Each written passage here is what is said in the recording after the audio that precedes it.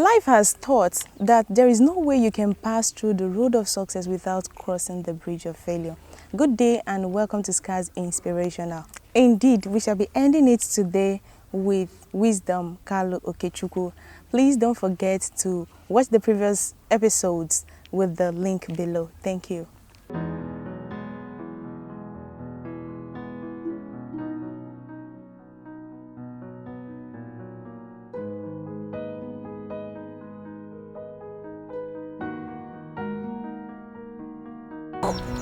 That was like a punctured or a sound was poured on the surface. So I started inquiring what it's all about. They told me that it was a book. So how do you read it? Say it's a book for blind persons. Say how can a blind person, do you know how to read? The person I was asking and they have never gone to school. He said that no, if I want to know how to read this book, that I will go to school for the blind. I said school for the blind.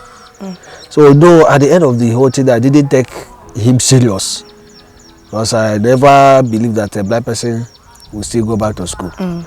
So, but fortunately, one day, a blind lady visited, and I was at that very worship center, or in that very rehabilitation center. So she took that book and was reading, and it was a story of Caesar, the history of Caesar. So I was listening. I asked her, "What are you doing?" He said, "She is reading." Oh, she said, "Reading what?" I came close. I touched her. I saw that her fingers were on that book that I have came across. So what do you mean? Are you reading it? What you are saying is what you are touching is what you are saying with your mouth. He said yes, that she is reading it. That is a story of Caesar. I said, how did you learn this in place? I became so inquisitive. He said that she went to school for the blind. Why? I said, do you mean it? She said yeah, that she was then even a teacher in one of the secondary schools in Imo State.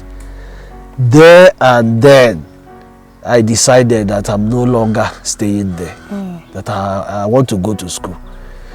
I disturbed until the head of that very rehabilitation center took me down, brought me to Umuahia, to the Ministry of Education. They interviewed me and got admission for me to be enrolled at the school for the blind, Umuahia. So when they told me that I have to fall back to my parents for them to train me. So I traveled back home, told my parents this is what I want to do. They were still not believing it because they were ignorant about it. But when they saw my determination, they asked one of my uncles to bring me to Umuahia. So he brought me to Umuahia. We went to the school, got the prospectus, and we went back home.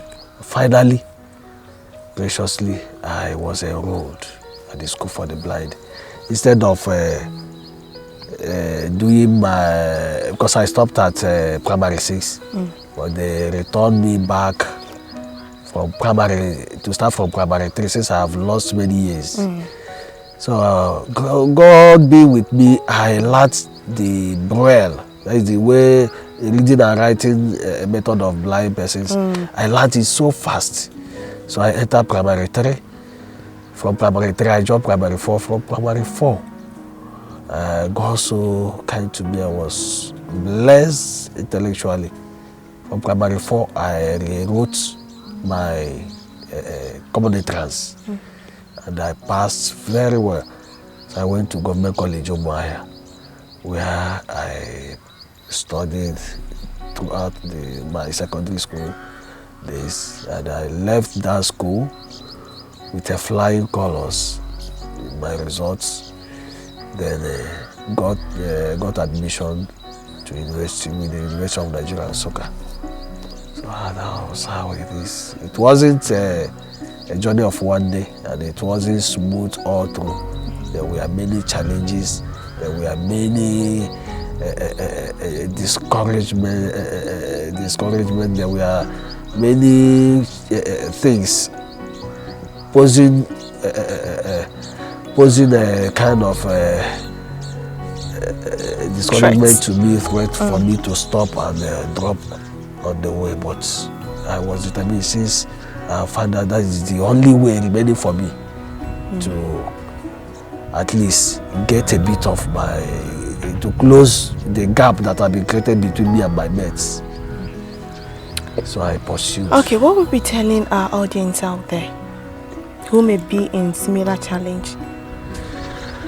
Well, number one, I want to tell anyone that will come across this very program or will listen to it to know that blindness is not the end of the world. Inside blindness, God created thousands of ways out for you to being in blindness and become whatever God has destined you to become. So don't see your condition, whether blind or any other condition, as the end of your life. Look within you. There are many abilities within the disability. So I also tell parents not to lock up their challenged ones in their houses. Let them bring them out. There are centers of rehabilitation in many places in Nigeria where you can take them into, so that they will still achieve their feats in life. We have many blind lawyers that are doing well. We have many of them that are musicians. We have many of them that are lecturers in the universities. We have many of them that are doing well in one field of life or another. Stumbling block and stepping stone is the same thing, yes, but it depends on how you step on it. This is where we'll be calling it a wrap on this episode. And please, we want you to be part of the social media platform that is displayed on the screen.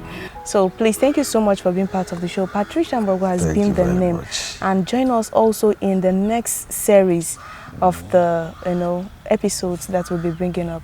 We love you. Thank you. And also remember that no matter what you've been through or currently going through, it could have been worse.